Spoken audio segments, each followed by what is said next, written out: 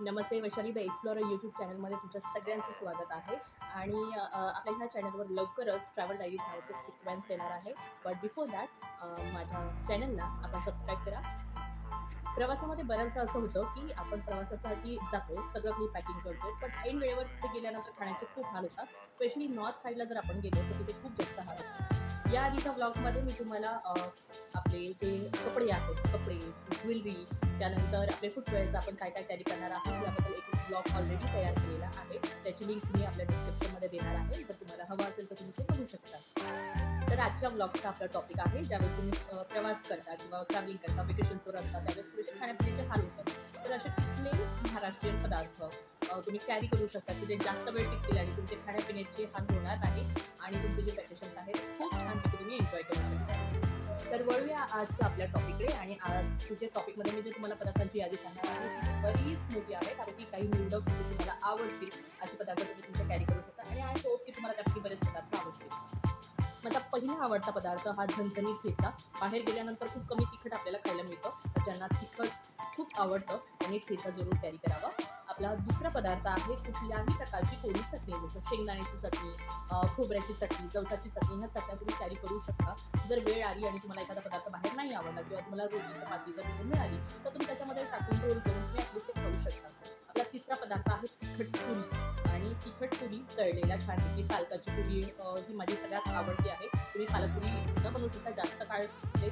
आणि त्याच्यामध्ये थोडीशी बडीशोप टाकायला विसरू नका. आणि जर पुरी तुम्ही कॅरी करत असाल तर छानपैकी पेपर टॉवलने किंवा टिश्यू पेपरने त्यातलं जे ऑइल आहे ते सगळं काढून घ्या आणि मग ते कॅरी करा.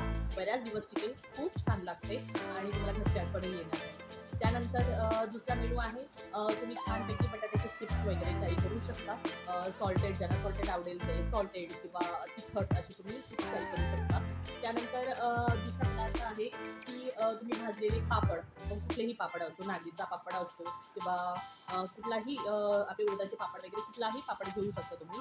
ऐन वेळेवर ते तुम्ही भाजलेले पापडाचं तुम्ही चटणी करू शकता. त्यामध्ये कच्चा कांदा किंवा कच्चा टोमॅटो टाकून तुम्ही छान त्याची चटणी किंवा भेळ करून तुम्ही ती खाऊ शकता.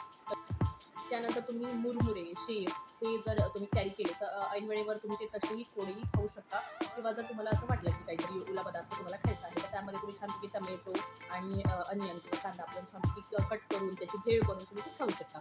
त्यानंतरचा दुसरा पदार्थ आहे, तुम्ही घरून ज्यावेळेस निघता त्यावेळेस प्रवासामध्ये बऱ्याच असं होतं की आपण ज्या ओल्या पातळ भाज्या असतात त्या आपण कॅरी करत नाही, कारण त्या लवकर खराब होतात. पण जर तुम्ही दहीची जी कढी असते ती जर तुम्ही एक छानपैकी बॉटलमध्ये भरली तर 3 दिवसापर्यंत ती चालते, ती खराब होत नाही. तर तुम्ही कढी बनवून ती काचेच्या कंटेनरमध्ये बॉटलमध्ये भरून ती छानपैकी तुम्ही कॅरी करू शकता.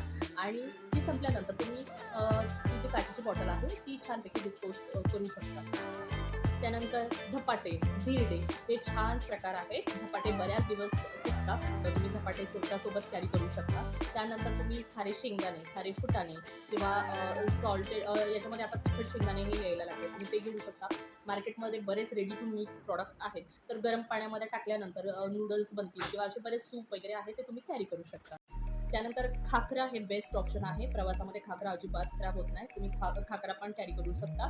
त्यानंतर बऱ्याच जणांना प्रवास करताना उलट्या होतात किंवा मळमळ होते, तर त्यासाठी लिमलेटच्या ज्या गोळ्या आहेत, आपण लहान असताना बघा ऑरेंज कलरच्या ज्या गोळ्या असायच्या त्या खायचो आपण.